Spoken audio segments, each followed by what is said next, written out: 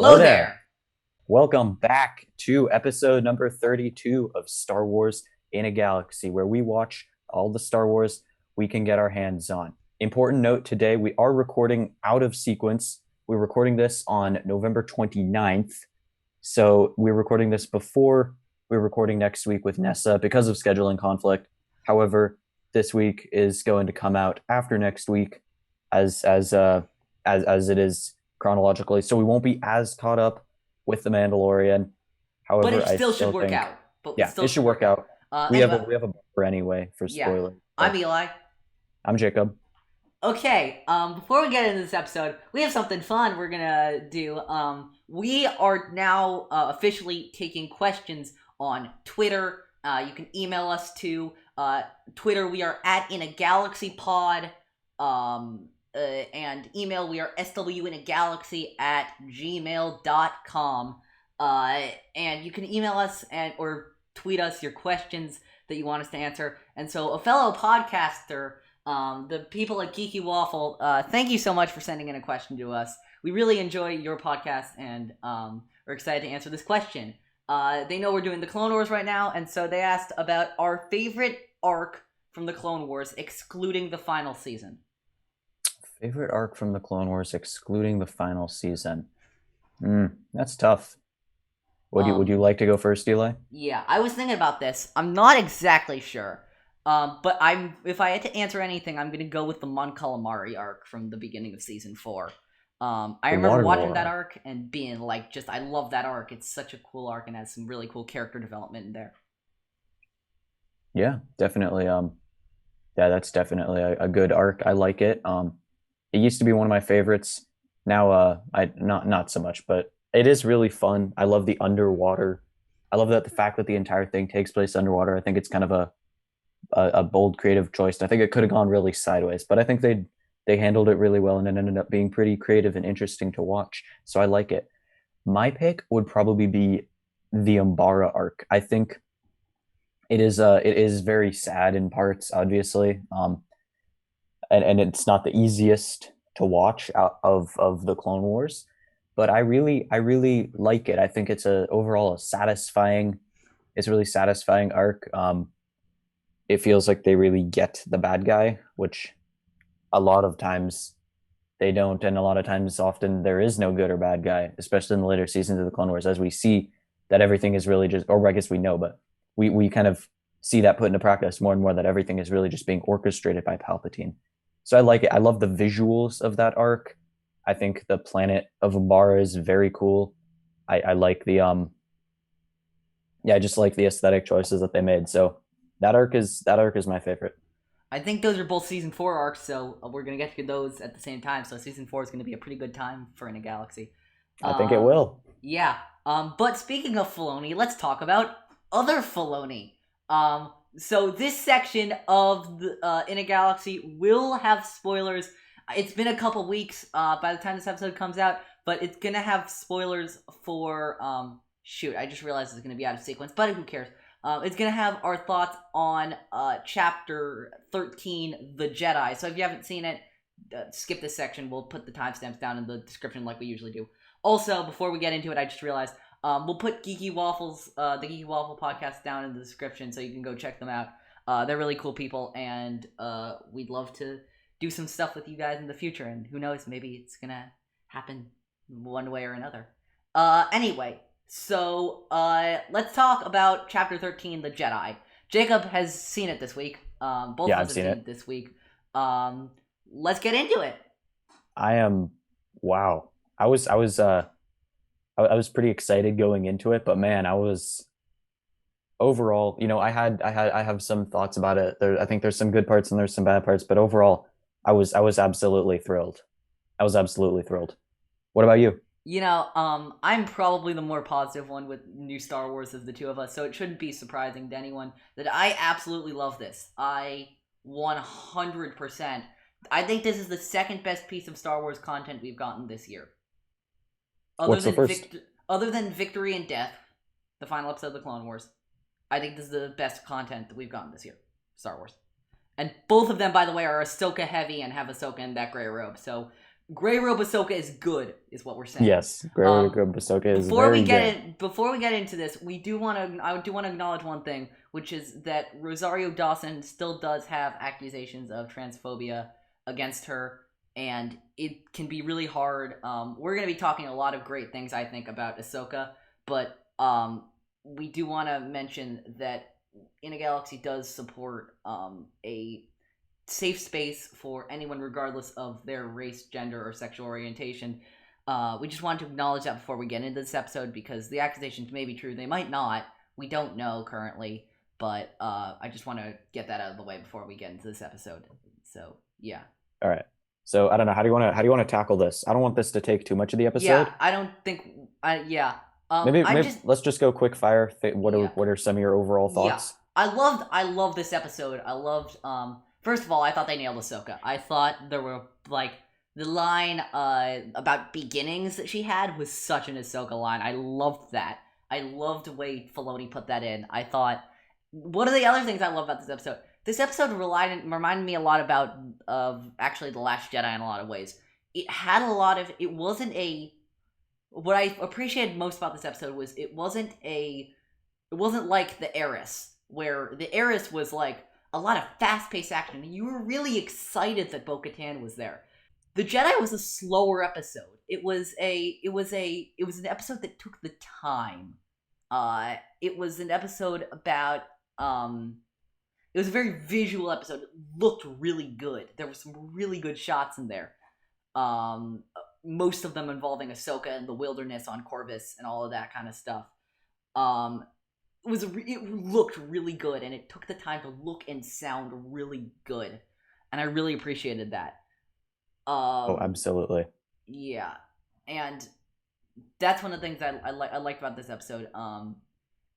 And yeah, Ahsoka was just great. One of the things I also am gonna bring up about this episode is that the Heiress. I'm comparing the two because they're actually decently similar episodes.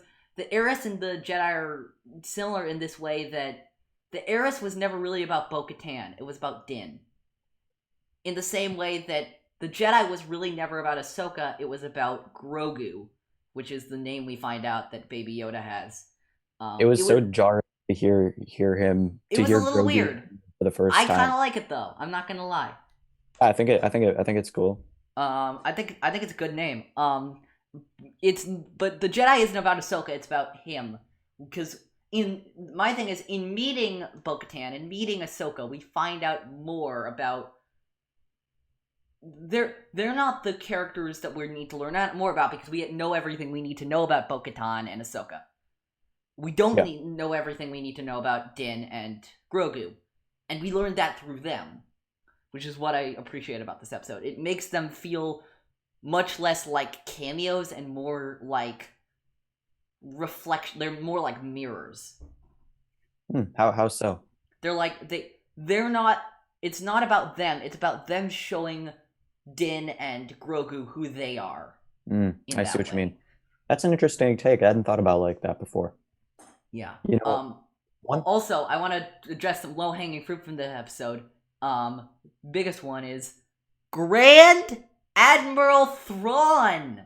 I was absolutely thrilled when I heard that. What?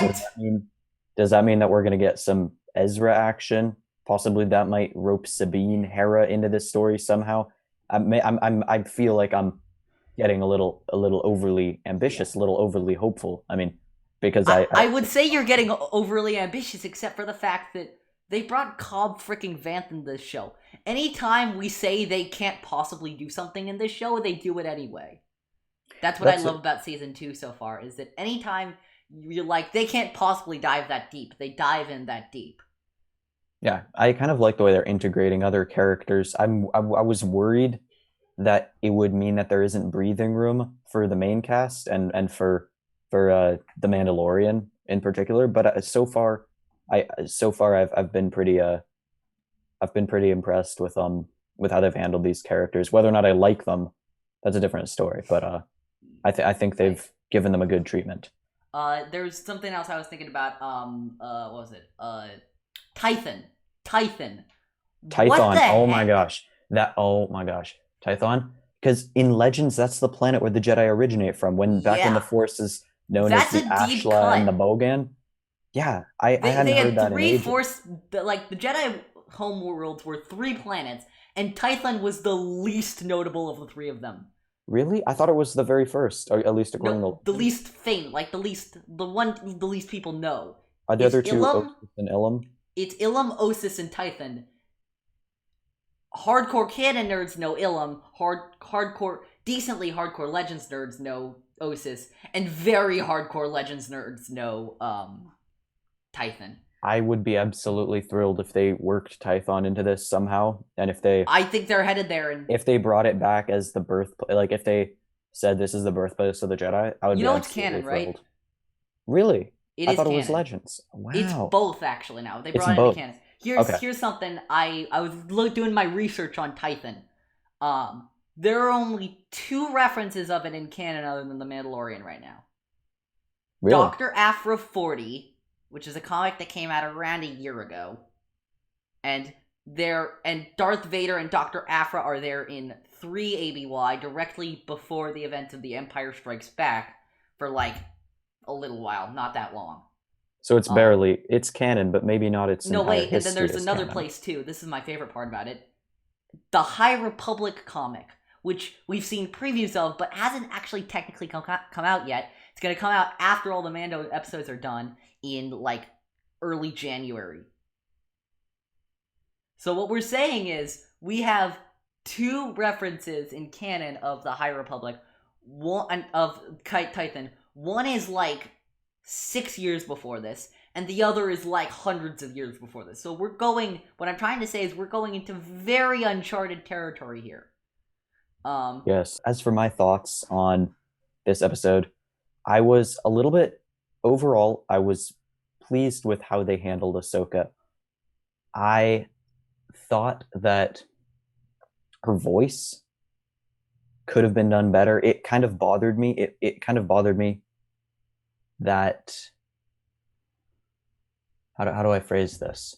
It bothered me that it seemed as though there hadn't been much attention or effort made from anyone, really, to kind of emulate or build consistency with how Ahsoka's voice sounded in the Rebels, in the Clone Wars. Now, obviously, her voice isn't going to sound exactly the same. She's older. It's a different actor. But I think that there could have been at least some more effort to try and bring in more of her her timbre and the texture and the cadence of her voice and the way she speaks from the Clone Wars and Rebels. I would have liked to see that. But overall, I thought it was a pretty good portrayal of Ahsoka. It definitely felt as though she was older, maybe a little bit less optimistic. She definitely seemed she definitely seemed more jaded, less friendly than she had earlier. But maybe it's just because he was in Mandalorian armor and she's had bad experiences with Mandalorians. Also, another thing I noticed, the clasps on the cloak of Eli. You're gonna have to help me out here. I can't remember her name. The person with the spear. Oh, we call her the Magistrate. I don't actually know her name. Yeah, the Magistrate. The clasps on the cloak of the Magistrate look very, very similar to the clasps on the cloak of Count Dooku. So I was wondering is that just a reference? Is it just a coincidence? Or could it be something more? Is she somehow connected to Sereno? I think that would be pretty interesting. Well, she does seem very noble, like not like noble as an adjective, like bold and good, but like noble, like of noble rank. Yeah, I mean, they did say that she came from a village which was destroyed, but beyond that, there isn't really much. She doesn't really have much backstory, so I think that leaves the door wide open for any number of possibilities as to how she has that cloak. Maybe she's not connected to Sereno. Maybe she just took it from someone that she bested, maybe in combat or just through ruthless business practices. Who knows? Yeah. One final thought I wanted to pop before we get into the actual episode is that I would really appreciate it. I don't think they're going to do it, but I really would love it We've had 5 action-packed great adventures all in this season. And we've had some pretty big revelations too. I'd like for them to give Mando and Grogu an episode to breathe. And by them, also the audience. Like, Din has now learned Baby Yoda's name, and that he was raised in a cult. Give him some time, for God's sake. Like, let him get used to calling the guy he just called Kid for a season and a half. Let him get used to calling him Grogu. I don't know, that's just me. Yeah, that would be interesting. I do think that this season has been much more fast paced than the first season. And the first few episodes, I'm gonna be honest, I wasn't crazy about them. I thought they were just kind of mid tier. But the chapter 12 and chapter 13, the Jedi especially, I just think have been absolutely phenomenal. The Jedi has held up my philosophy about Mando so far, which is I love the odd numbered ones, and I don't hate the even numbered ones, but I like the even numbered ones less. 9, 11, and 13 for me have been perfect, and 10 and 12 have been, okay. All right, so... But let's get into this whole thing. We watched, what did we watch, Jacob, actually? We watched Bombad Jedi, Cloak of Darkness, and Lair of Grievous, in that order. So we jump in with Bombad Jedi, where we see Padme Amidala journeying alone, despite the protests of Chancellor Palpatine. We see her journeying alone to Rhodia. Let's get to the fortune cookie. All right, I just wanted to give some context, but we can go to the fortune cookie. Yeah, let's do it. Heroes are made by the times. What did you make of this? Okay. I mean, it's not the best of the best. It's not terrible, I don't feel like. It's like, it's a pretty good summary of the episode. It's kind of like the heroes aren't like, there's no cookie cutter hero. Heroes are, there's no hero and not a hero. You are made a hero by by the circumstances, by what happens to you.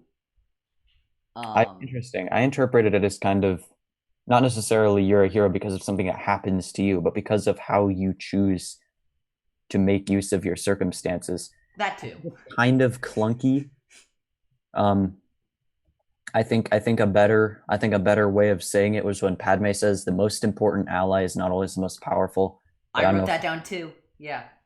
Yeah, and I think that seems to be a better roundup of what the episode's trying to say, because Jar Jar saves the day despite Jar Jar being Jar Jar Binks. And also Onaconda too. Yeah, Onaconda too. That's a good point. He makes a choice, and I think it's an interesting message. I like it. You can only control your reaction to the situation. Like maybe you did destroy your friend's custom-made $1 million Royal Chrome spaceship. Whoops. But maybe you can turn it around. And I think this is a really interesting episode. A few more things kind of overall before we jump in. It's an interesting look at, it kind of deepens our understanding of planets during the Clone Wars that feel that they're unimportant to the Republic and how they fall into the Separatist fold. We see how Anaconda Farr and Padme Amidala go way back, but Farr betrays her to do what he thinks will be the best and what will benefit his people. But Padme ends up rising above this kind of cycle of antagonization by not arresting Farr, even though she totally could have, for trying to have her killed, basically, or consenting to that and being part and parcel to it. And she kind of brings Rhodia back, and I think that's cool. I think it's cool too. One of the minor problems I have with this, and this is only like a little bit of thing, I don't really mind this that much, is Filoni does this a lot. Like, he does this exact same arc like 12 times in the Clone Wars. Like, they're all good episodes, but he does it all the time. You know what I mean? I think it's an important point, and I think that's why I think it is too. See it as a recurring theme. We see the planets that are kind of left behind and are kind of not the planets that are kind of, well, for lack of a better word, backwater planets. Like, how do these planets feel about this? Why are they the ones turning? So I think it's interesting. And then we got episodes actually also I think it's Pursuit of Peace in season 3, where we see, or Heroes on Both Sides, I forget which one it is. It's one of the Senate episodes. You know the episode I'm talking about, where like Padme talks to her handmaid, and remember Tekla Meow? Yeah, I know it well. And we realize that even on like Coruscant, there are people who are like not living well because of the war. Yeah, maybe not just because of the war, but also because of the Republic in general and the way that the economy is not working for everyone, you know? But also because of the war, because the wars were draining the Republic's resources that it could Yeah, use that's in true. other places. Yeah, let's get into this episode though. Yeah, Padme is just going into enemy territory, because peace.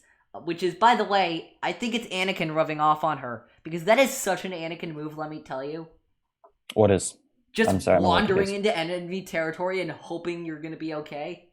Yeah, that is totally. like peak Anakin right there. But I think that is indicative in some ways of why, and give me a minute to explain myself. But that is indicative of just why Palpatine is so afraid of Padme. He's not afraid of her because she commands military power, because she could defeat him in a one-on-one battle or anything.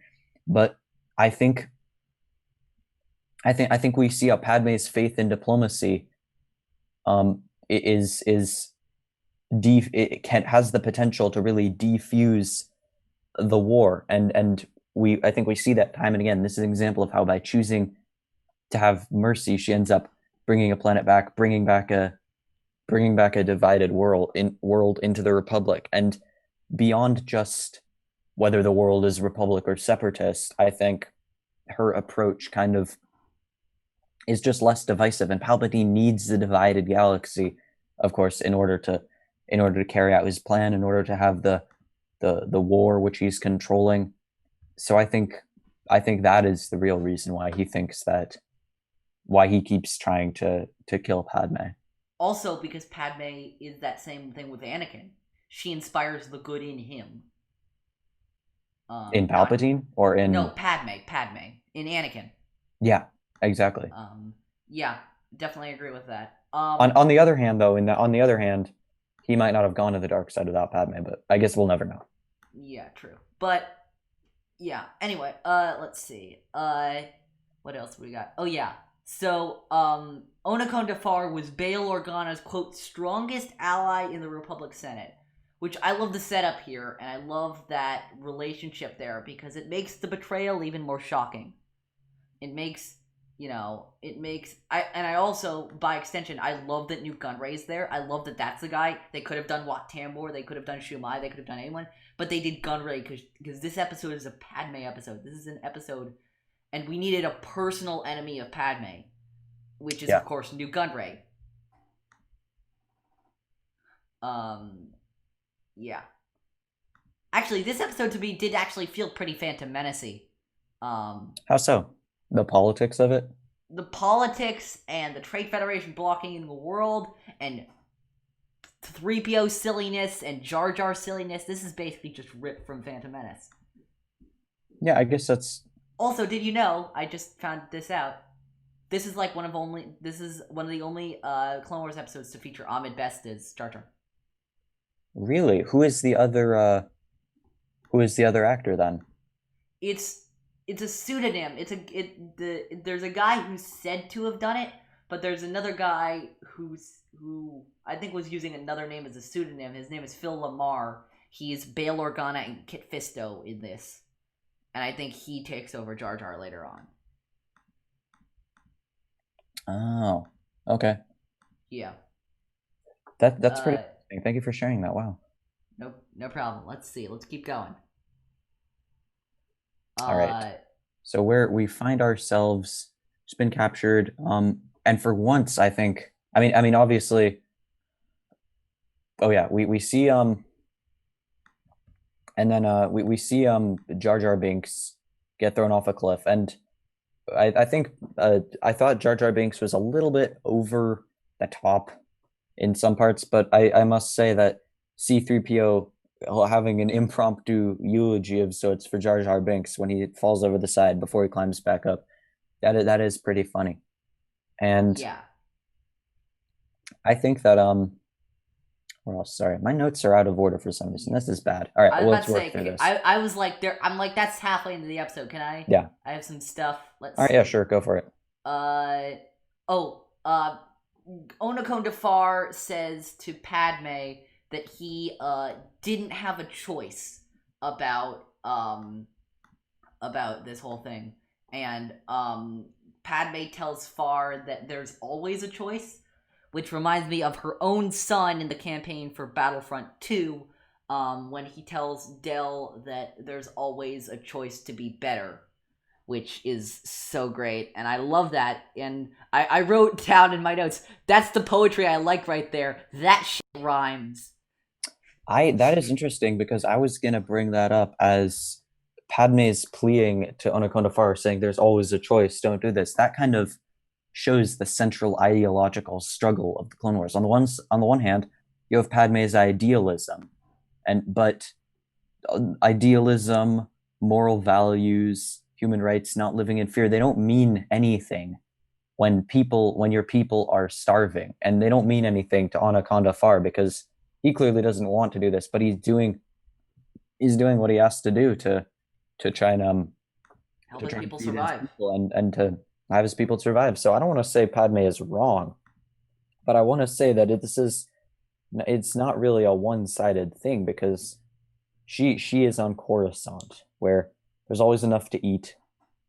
She's pretty much always safe on Coruscant. She willingly puts herself into danger, but I think that's different than having it show up whether you like it or not right on your home.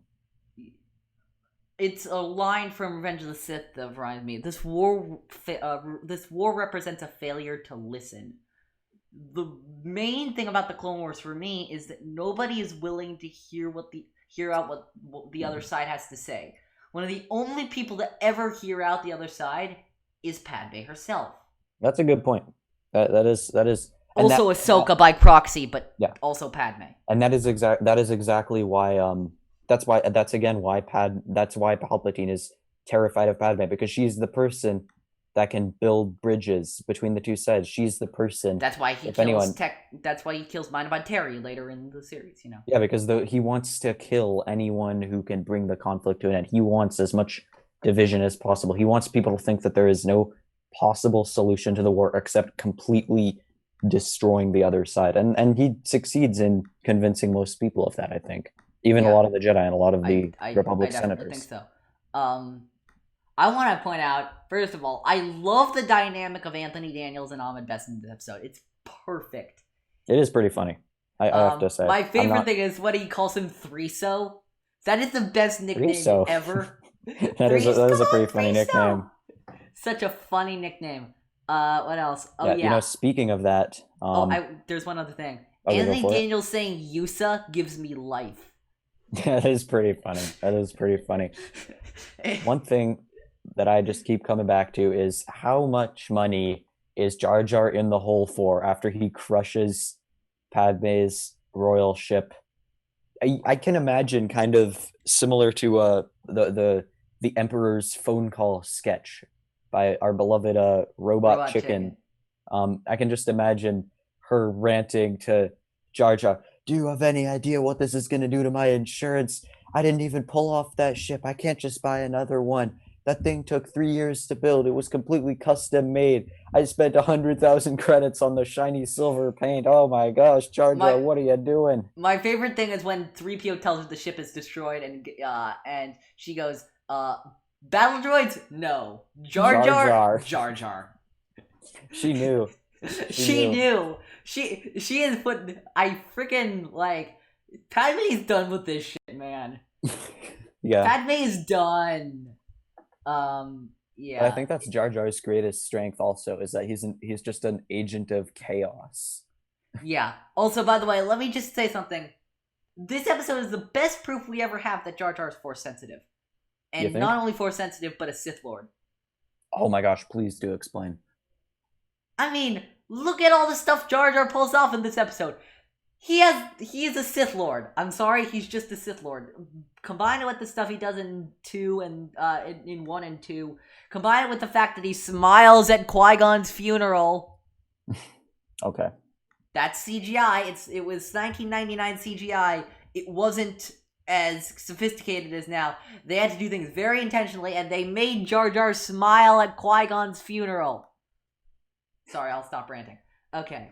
Also, 3PO in this episode has a bad feeling about this, which is also cool. What else do we got? What else do we have for this episode? Oh, Jar Jar says fiddlesticks. I think that's pretty funny. yeah. Let's see. Let's see. C3PO outwitted battle droids in this episode, by forcing them to go in a direction where the battle wasn't, which I feel like was also a nod to A New Hope when he does the same thing with stormtroopers. Oh, I have something before we move on. First off, I think it's interesting that for once C3PO actually keeps his mouth shut, because if Jar Jar was this close to finding out about Anakin and Padme's marriage, he doesn't know that the cloak belongs to Anakin.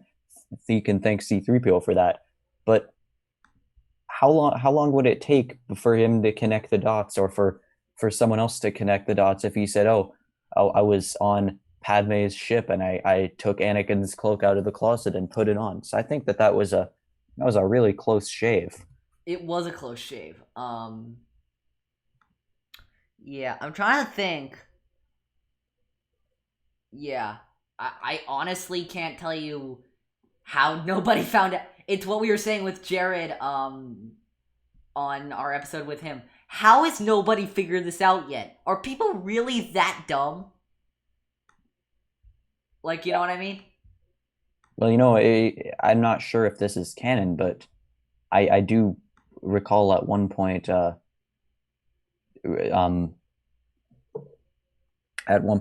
he does say, I thought that maybe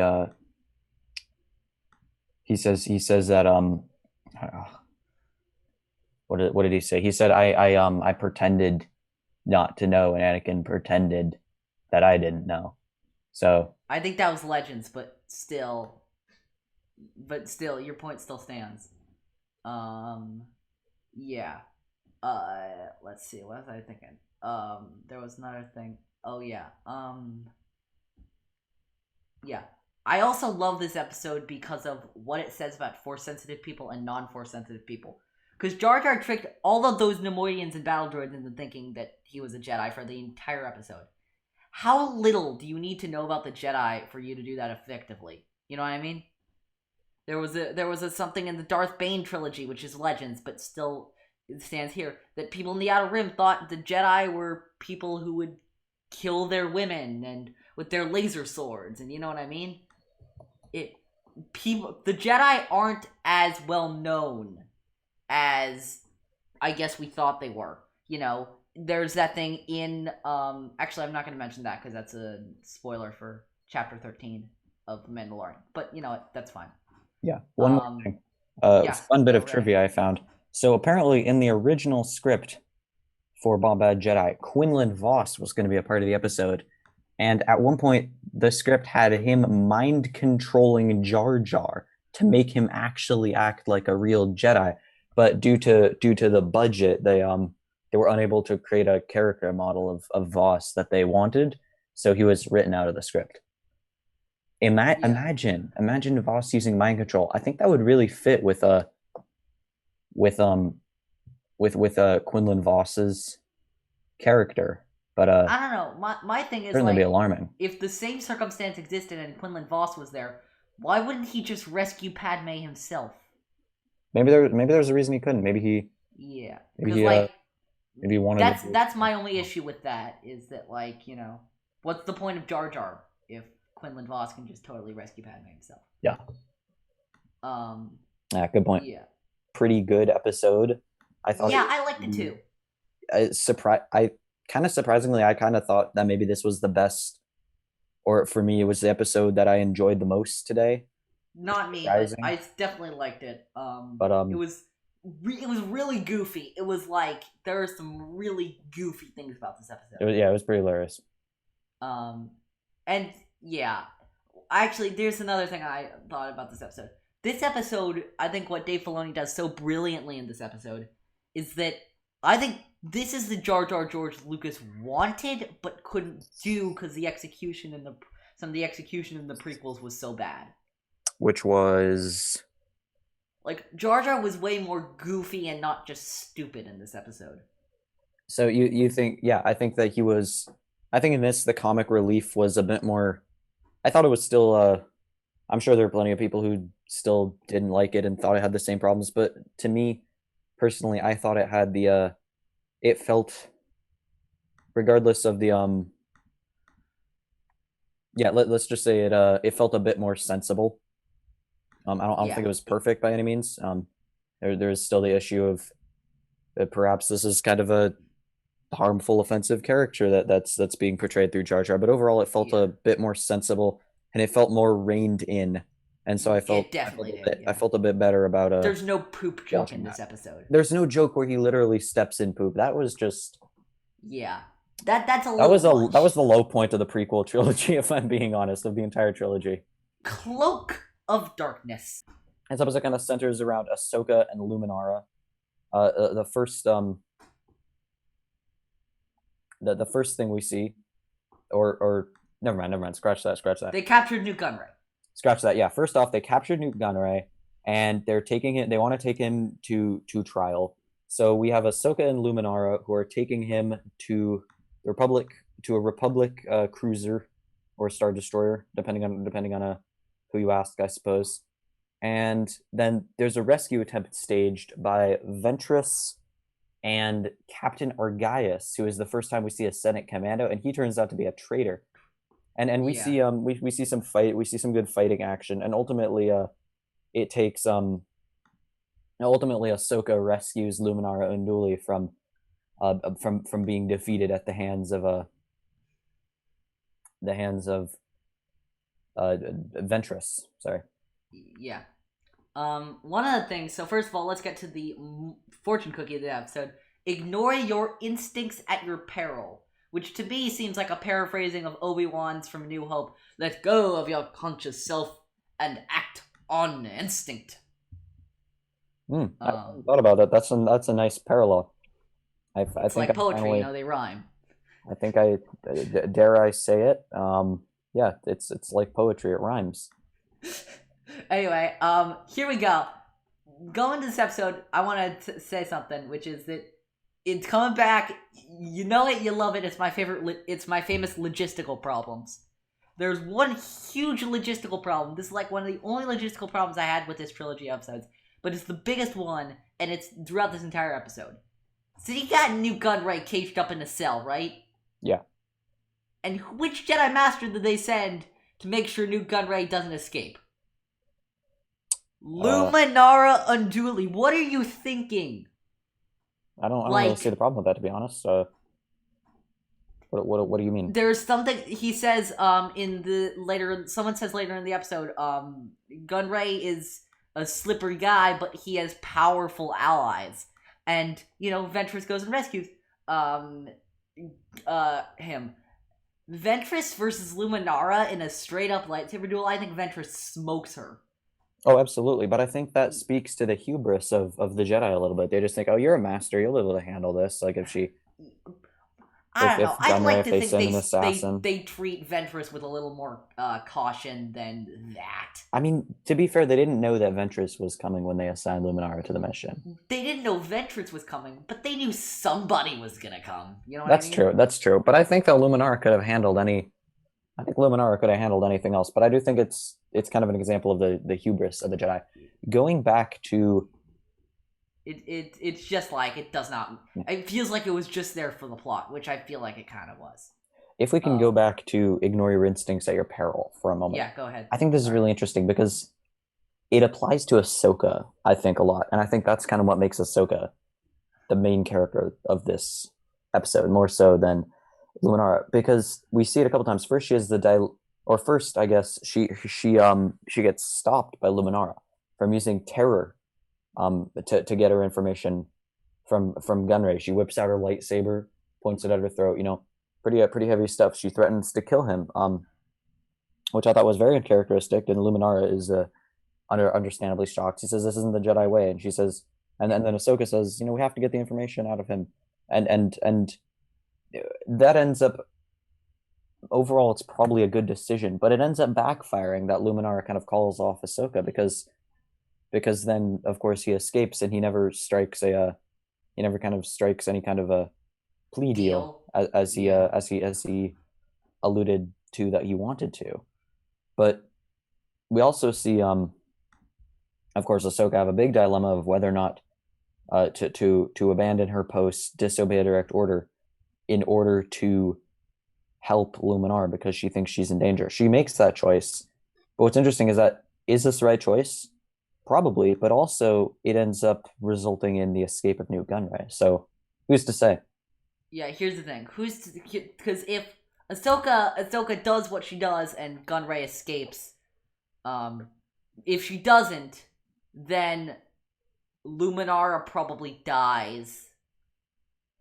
But Ventress still probably is. So, like, yeah, either way Gunray escapes. It's just what she did was probably the right choice because Luminara didn't die. Neither choice was good. Yeah, I mean, yeah, that's fair. That's fair, yeah. I think that I also like the fact that this episode is probably one of the most dark side episodes for Ahsoka. Oh yeah. Like this is rock bottom for her. Yeah, it's interesting. It's only up from here. It's interesting that we really see that, and I was just kind of surprised. One thing that I also think of is interesting is how we see kind of Ahsoka showing aspects of her Jedi family tree in a way. We see Anakin, we see Qui-Gon, both. I think we see both of them and how we see her kind of disobeying and disagreeing with the Jedi Council, or I guess in this case, is Luminara a member of the Jedi Council? I don't think she is, right? No, I don't think she ever is, actually. In any case, we see her disagree with a senior ranking Jedi, and we see her kind of take her own path, which I think is pretty interesting. Oh yeah, when Gunray throws Ahsoka in the cell, he says, "Oh yes, such delicious irony." And I feel like, oh yes, such delicious irony is the new ironic.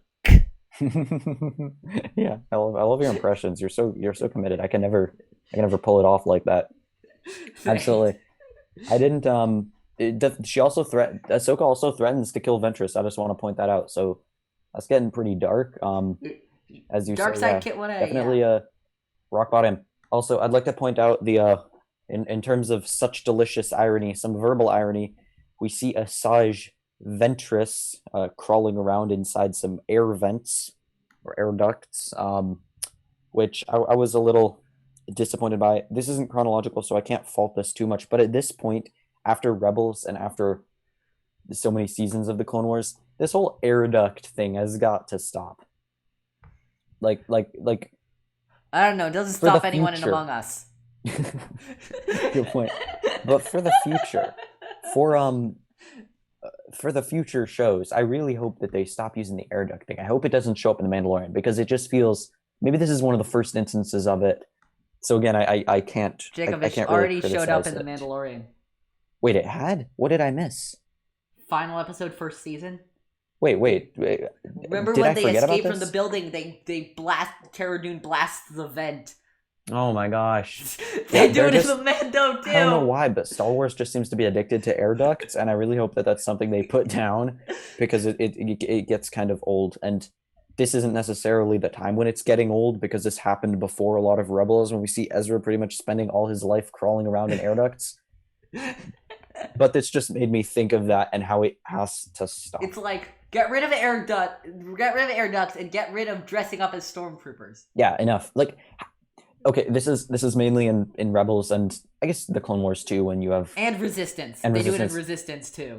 How do people change into full body armor so quickly? How does Cad Bane do it? How does Rex do it? How does Kaz do it? Because plot. Yeah. Because plot. It just. Again, it's just one of those things. Yeah. Let's see. Do you have any trivia for this one? Or are we there yet? Oh, here's another parallel I got. This is fun. Love this. Ventress and Luminara do the double force push from Revenge of the Sith. Yeah, that's true. Yeah, there was so much force jumping in this. There was so much force jumping. It was yeah. Also, I love the fact that Luminara calls Ventress sloppy. This is my favorite part about the dark side. She calls her sloppy, and then she becomes more sloppy. Yeah. Like, what the heck gives? I know. I think it's Dunmok. It is Dunmok, but like, for those who don't know, Dunmok is the art of verbal sparring with your opponent while you're lightsaber dueling. Yeah, it's as a fancy Legends name because it has one. Yeah. I think it's cool. But I just love that. You're sloppy. I'll show you how unsloppy I am. I'm so unsloppy that I'm gonna become more sloppy. Oh, here's another. There are two other things. Sorry. Okay, go ahead. Luminara and Ahsoka say we'll take her together. Luminara says to Ahsoka, "We'll take her together," or Ahsoka says, to Luminara, I forgot which one. That's ripped from "We'll take them together" from Anakin and Obi-Wan in Revenge of the Sith and Attack of the Clones. And at the end of the episode, Newt Gunray says about Argaius, "I always had a good feeling about you." And then he gets killed, and then he says the same thing to Ventress. I know that. I thought that was pretty funny, and that kind of shows. Yeah, it's also a riff on the bad feeling thing. Yeah. So I just think it's hilarious. It shows how duplicitous he can be. Yeah, I thought that was. Newt Gunray is the most like salacious people pleaser I've ever seen. Oh yeah, absolutely. One piece of trivia before we go. I found this funny. Apparently, the internal name within the crew, I guess, for the Drock class droid boarding ships are juicers. That's funny. I love that. I found that pretty funny. Yeah. So overall, actually, I've got to say for this episode, this is my least favorite of the three. It's probably not surprising. This did feel very Empire. I don't know if you got that sense. I got a very Empire sense to this. I didn't really. How so? Can you elaborate on that? I don't know. This is like, it's the middle part of the trilogy. It's the one where it's the one where the winning is not winning is surviving. I feel like it's extremely Empire. I wasn't a huge fan of it. I do like it set up for Lair of Grievous, which is my favorite one of this. Lair of Grievous, I'm gonna warn you, is my ambush. I've seen this episode quite a few times, Lair of Grievous, and I love this episode. So overall, I didn't think it was the greatest episode, but it had some interesting points and it had some interesting Ahsoka action, which I always, you know me, I love Ahsoka, so I always like to see that. But overall, it was I thought it was kind of a take it or leave it episode. Yeah. So on to Lair of Grievous. I guess I'll do the summary for this one because it is well a synopsis. Oh, I'm so excited about this episode. This episode, Kit Fisto tracks signal that they think is coming from Newt Gunray to the lair of General Grievous on the moon of Vasek. But Newt Gunray is not there, and indeed this is all revealed to be a trap that Dooku is setting for General Grievous along the way. Crazy. The fortune cookie is most powerful is he who controls his own power, which is a little bit sexist. I want to point that out. Most powerful is one who controls their own power. Yeah, they easily could have made that gender neutral, but it doesn't really bother me. But I actually had a full revelation about this episode that we'll get to later. But this fortune cookie is really good. I love it. Oh, absolutely. I have a lot to say about it, but I'll let you go first. Yeah, me too.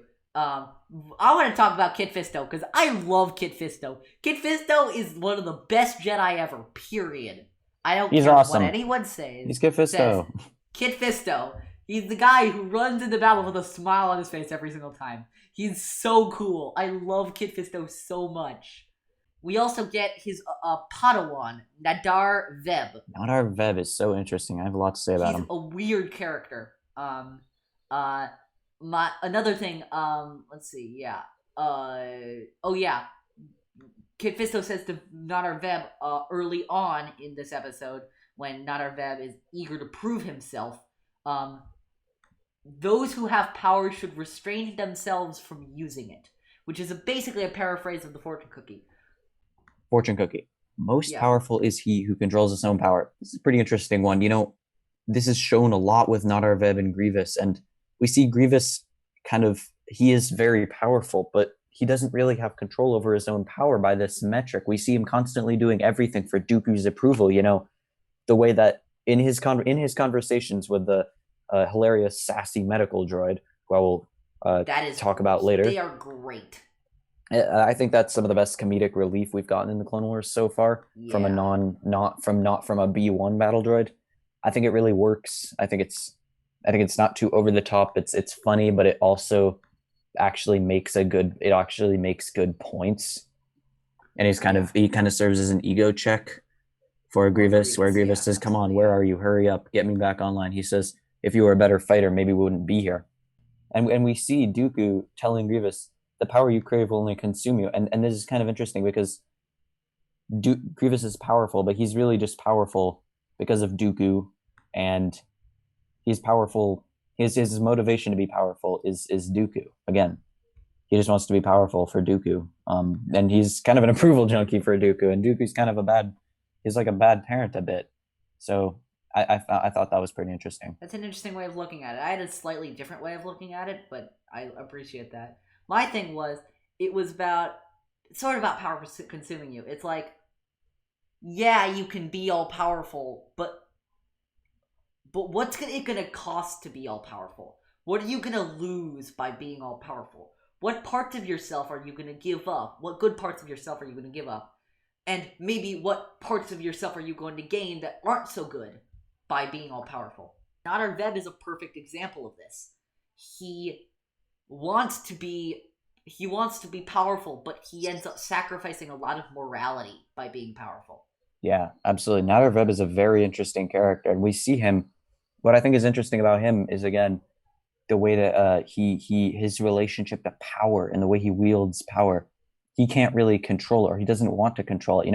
We see him with the spinning around the chair and clearing the fog. He's always using the Force, kind of almost gratuitously. And we even see this. He's playing a Star Wars video game. Yeah, and we even see this with the way. Yeah, he's the one, like, he's playing the Star Wars video game. He's the one who, like, has the cheat codes, and he's like flipping off the walls and doing the crazy combos and stuff. He's doing everything because he can, not because it will have him survive. Yeah, and we end up seeing that we end up seeing that being his undoing, in fact, against Grievous. Like, he rushes in head on, but when I think it's very telling when Kit Fisto says, I didn't forget to teach you restraint, did I? I think that's very telling. Nahdar Vebb had a rip from Vader, Empire Strikes Back. Don't make me destroy you. Why is a good guy ripping from a bad guy? Well, it's because the good guy shares many qualities with the bad guy. I'm not saying Nahdar Vebb is a bad person. It's that Fisto says to Vebb in this episode, revenge is not the Jedi way. Yes, Master, but in this war, strength prevails. Yes, I get Nahdar, it's extreme times, but that philosophy, again, going back to the Forge Cookie, it's a dark side one. What do you lose by putting all your points into the strength category? Yeah. What are you missing? Absolutely. It goes to the end of this episode. Yoda says to Kit Fisto, in this war, a danger there is of losing who we are. Power for power's sake is nothing if you lose everything else. Absolutely. That's a very good point. At first I thought that Grievous in this episode, and I read somewhere a long time ago that he had been mangled in a shuttle crash that Dooku had orchestrated. I'm not sure if that's canon. And I was just thinking, is that the case in canon anymore? Because then we kind of see the droid. We see the doctor droid kind of allude to it, that Grievous kind of chose to upgrade himself, and maybe he chose to sacrifice some of his flesh body in order to which part is true? The shuttle crash is true. Okay, interesting. So that's kind of, so yeah, that kind of complicates things. But Yeah, maybe we see Grievous is leaning into this cyborg thing a bit though. So I think that's an interesting it's kind of an interesting dilemma, I guess, of what Grievous Yeah. is doing. I love the Kalish culture we see. All those creepy statues are like a really weird vibe that we don't often get in Star Wars. Oh yeah, absolutely. I love the whole aesthetic and the whole look of Grievous's lair. I love that they loved all call the it Lair of Grievous. yeah, I That love the light. I keys you love the into all of it. repeating light bulbs. I thought those were awesome. Yeah, I had a lot to like about this episode. Let's talk about Dooku in this episode. Dooku is at pettiness, like peak pettiness. Dooku. Yeah. Like While the Viceroy is unavailable for capture, Dooku is also very meta in this episode because Dooku tells Grievous, "Hey man, you gotta kill more Jedi." Yeah. And it would be great if Grievous killed more Jedi. I wish the writers would have Grievous kill more Jedi. Absolutely, yeah. The only Jedi Grievous ever kills is Nahdar Vebb in this episode. In the Clone Wars. The only one. Ever. Really? Period. Wow. Yeah. That's pretty That's crazy. how bad Grievous is. I really wish they had made him a little more menacing. The heroes always take a ship to their destination. This is a Star Wars trope that I also want to end, also with the ducks and the dressing up as stormtroopers things. Can we stop having the ship being destroyed? It's getting kind of old. Yeah. I mean, I think it's maybe a bit necessary here. I'm not exactly sure. Yeah, but like still. Yeah, still. Really cool. I also love the Grievous Fisto fight at the end. That Grievous Fisto fight is peak Star Wars right there. Yeah. It's basically a repetition of the theme for this episode. I wield great power, Jedi fool. That power will only consume you. You know, also, one more thing about this episode, which is that Nahdar Vebb has a bad feeling about this. Which marks, I think our first episode trio where all three have feelings about this. Yeah, this episode I was a little disappointed by on the rewatch because I thought it had some really interesting ideas and it was very thought-provoking. Maybe the most thought-provoking of all three, but overall it just felt that the execution in parts fell short of the philosophical ideas that they were putting forth, and it didn't really do justice to what they were trying to get across. But I still saw the value in it, and I still enjoy it. I still think it's a fun thing to watch. Maybe more fun to think about than to watch. I'll say that. It's my favorite of the three because I think it's an ambush quality for me because I've watched this episode like 10, 11, 12 times. So I'm very familiar with this episode. This episode feels very familiar to me, and I think that's why I like it a lot. I love this episode. I think it has some really great philosophical themes, and I think the fights, Fisto and Vebb versus Gore and Fisto versus Grievous at the end are really great. Absolutely. Yeah. Let's get on, I think, to everyone's favorite part of this show. You love it. I love it. Everyone loves it. Okay, well, here we go. Let's do this. 1/4 portion. Okay, let's do this. So today, what do we have today? It's a long story. All right. Okay. You want to go first? Want me to go first? I'll go first. All right. Yeah. So, how about you tell me which Star Wars TV show arc or movie arc Or whatever. this is? A dude doesn't want to send his adopted kid to magic camp after realizing that the kid loves him back. Oh, come on. This is the Jedi. Yes, I thought it was going to be harder. I didn't think your mind would go straight to it, but yeah, it is the Jedi. That is correct. Congratulations. Yeah. All right, what do you got for Okay, me? here we go. I'm not sure if this is going to be too hard for you because I'm not sure how well you know this. A young girl's tribe is completely wiped out by robotic invaders. Years later, she follows a magic space wizard on his journey to try and get a magical box. Get a magic box. I'm not sure if you know this. And I don't think I do. Could you give me a hint? What type of media is it? Is it a book? It's not a book. Is it a I'm gonna say is it a TV show? I'm gonna say this. It's not a movie and it's not a TV show. Oof, I think I'm gonna have to. I have no idea. I'm sorry. What The is young it? girl is a girl named Merrin, and this is Merrin. from Jedi Fallen Order. Oh yeah, I haven't played Jedi Fallen Order, so I wouldn't know. But Okay, never that's mind. okay. It's okay though. That was a good one. The magic space wizard is Cal Kestis. So is Merrin? So clarify. I think I maybe the have some tribe idea. that was wiped out is the Night Sisters. Oh, Merrin is She the is Night one of- Sister. Yeah. Okay. Okay. And the magical box is a holocron. Maybe we should announce this now because of when this is going to be posted. This is going to be posted mid-December, I'm pretty sure. This is going to be posted, So, later this month, Star Wars in a Galaxy will be having our first ever live stream.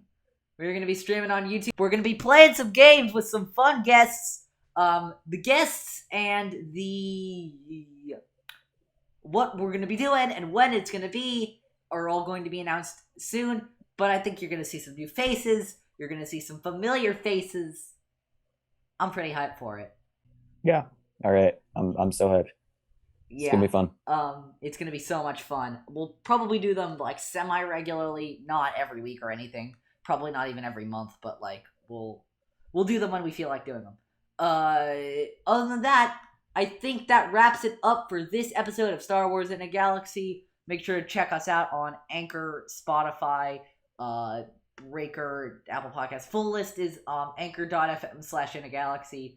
Anywhere you get your podcasts, you can find us there. Follow us on Twitter at InAGalaxyPod. Email us, swinagalaxy@gmail.com. Leave a rating and review for us. It really does help. If your platform is available to follow, then please follow us to write us questions. We'd love to see them. Not just questions, comments, hot takes, anything. Anything. We'd love to hear it. Even trivia. We'll do trivia too. Oh yeah.